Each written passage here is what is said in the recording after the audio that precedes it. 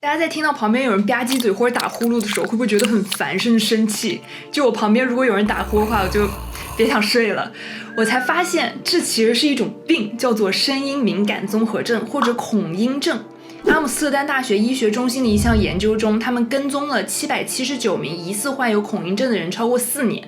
其中有74%的人被诊断出患有这种疾病，而且其中大多数人还具有临床上的完美主义和过度专注的倾向，26%的人有强迫症，这些人几乎都是因为进食声音引起的，排第2的就是鼻音和呼吸的声音。